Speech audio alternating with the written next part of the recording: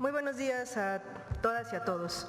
El 5 de septiembre de 1782 fue asesinada Bartolina Sisa en La Paz, hoy Bolivia. Proveniente del pueblo aymara, Sisa lideró una rebelión en contra del dominio colonial español.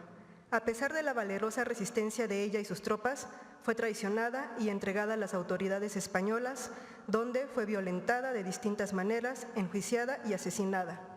200 años después, en 1983, durante el segundo encuentro de organizaciones y movimientos de América, se instituyó el 5 de septiembre como Día Internacional de la Mujer Indígena en reconocimiento de la lucha de Bartolina Sisa y las mujeres indígenas.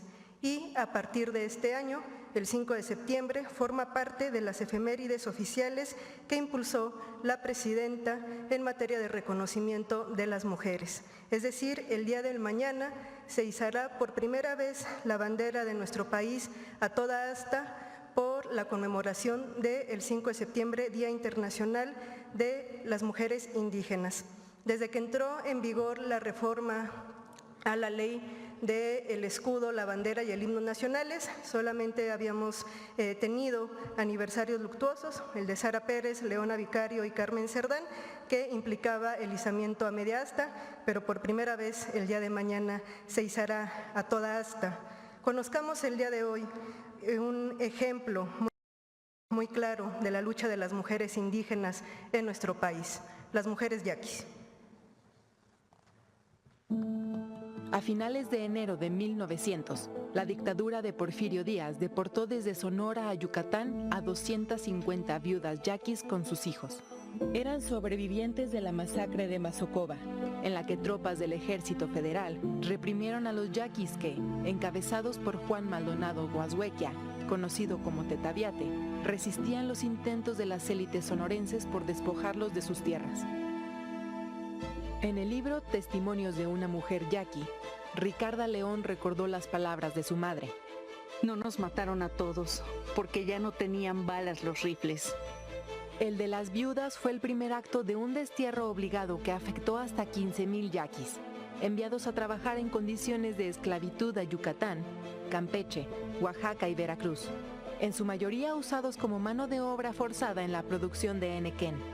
Miles más tuvieron que emigrar hacia Arizona en los Estados Unidos o refugiarse en la Sierra de Bacatete para sobrevivir. Desde la colonia, el pueblo yoeme, como asimismo se denominan los yaquis, luchó por su autonomía, pero durante las últimas décadas del siglo XIX y principios del siglo XX, padeció una guerra de exterminio.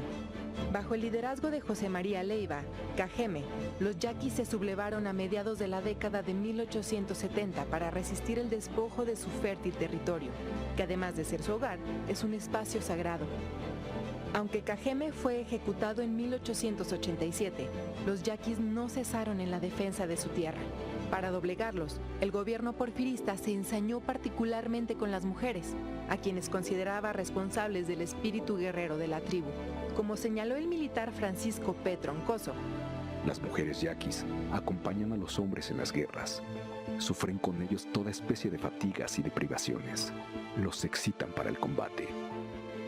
Las mujeres que fueron deportadas al sur, a principios del siglo XX, vivieron todo tipo de vejaciones desde su captura y durante su duro traslado en barco y en ferrocarril. En su libro, La sucesión presidencial, Francisco Ignacio Madero dio cuenta de la cruenta situación de las yaquis. Mujeres hubo que, viéndose arrancar de su suelo natal, separadas de sus maridos y quizás de sus mismos hijos, se arrojaron al mar, prefiriendo la pronta muerte entre las ondas amargas a los espantosos sufrimientos de la esclavitud. Pese a las condiciones inhumanas, miles de yaquis sobrevivieron a la deportación gracias al tesón de las mujeres, quienes además de trabajar de sol a sol en los campos, cuidaron enfermos, alimentaron a los desterrados, criaron a los más pequeños y mantuvieron viva su lengua y su cultura.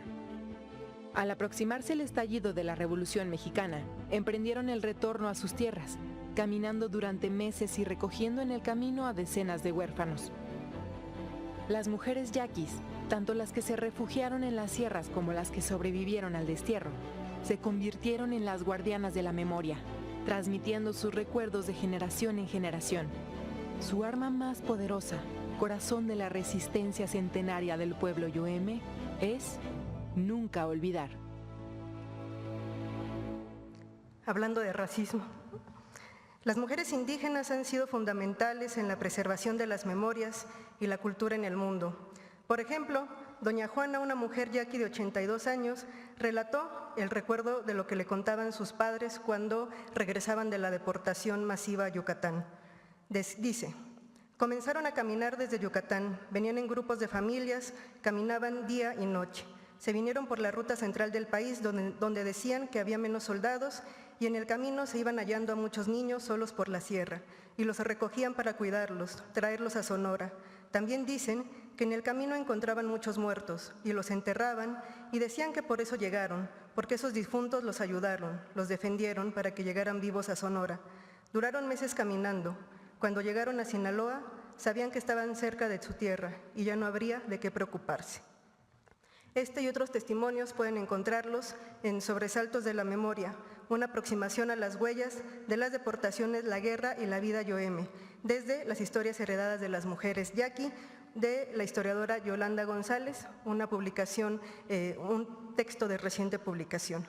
Finalmente, así como estas mujeres yaquis preservaron, resistieron la cultura y la memoria de su pueblo, la memoria finalmente es algo que nos permite seguir caminando también hoy día de manera colectiva. Muchas gracias.